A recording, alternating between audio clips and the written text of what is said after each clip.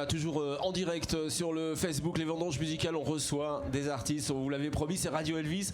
Bonjour messieurs. Bonjour. Comment ça se passe ?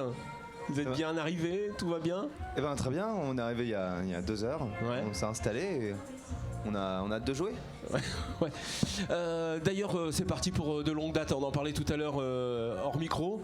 Vous partez pour combien de dates là ? Là on a une bonne trentaine de dates jusqu'à mi-décembre. On a recommencé il y a 2 semaines à La Réunion.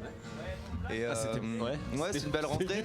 Ouais. C'est une belle rentrée et puis voilà, on est à Musicalerie aujourd'hui, au Vendange Musicale. Ouais. Musicalerie c'était cet été. Et puis voilà, on part en résidence à Grenoble demain. Ouais. Et puis Combien de jours la résidence ? 4 jours en résidence pour travailler la lumière. Ouais. Et puis après on enchaîne sur les dates jusqu'à mi-décembre. Voilà. Alors comment ça se passe sur scène ? Est-ce que vous avez quelque chose de bien établi ? C'est tout bien réglé ou vous permettez de changer un peu lors des chansons par exemple ? Ou est-ce qu'il faut que ça soit bien calé ? Alors des chansons c'est toujours un chantier en continuel changement. Ouais, perpétuel mais changement. on n'arrive jamais à trouver la playlist idéale.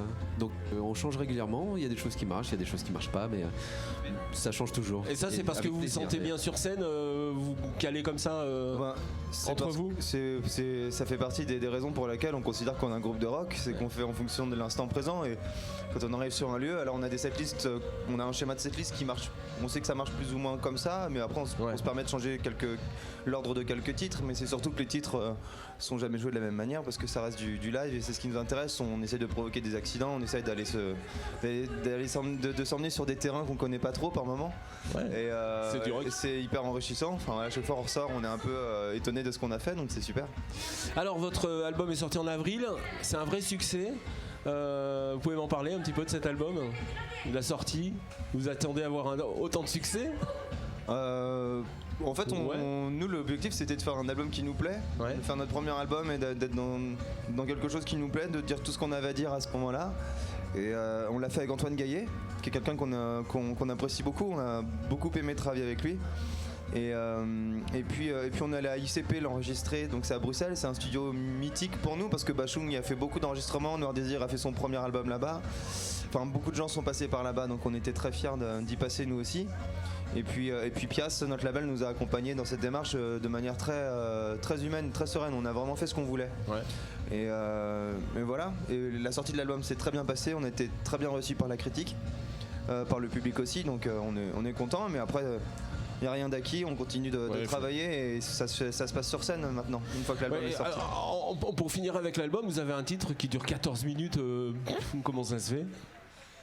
C'est la petite épopée finale du disque, après toute l'épopée avant.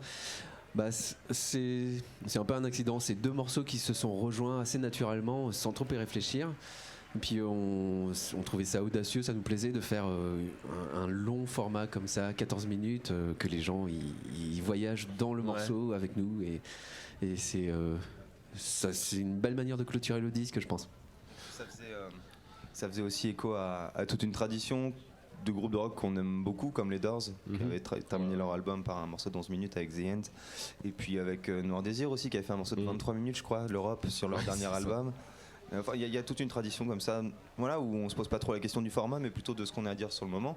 On se pose d'abord la question de la poésie et puis de la musique, voilà. Alors le disque c'est l'aventure, mais la tournée c'est aussi une aventure, c'est une partie de la vie en fait. Vous avez l'impression de recommencer une... Alors on a calculé, c'est vraiment une partie de notre vie parce qu'on a calculé qu'en un an et demi, on avait passé 40 journées de 24 heures d'affilée dans le camion.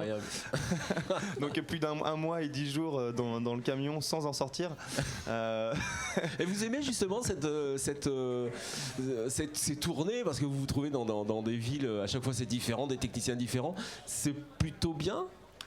Nous on a déjà notre équipe qui reste fixe. Qui reste, bien sûr. Après effectivement on rencontre plein de gens sur le jour du concert, mais c'est ce qui est agréable dans notre domaine parce qu'on rencontre tout le temps du monde, on n'a pas le temps de visiter les villes, c'est pas du tourisme.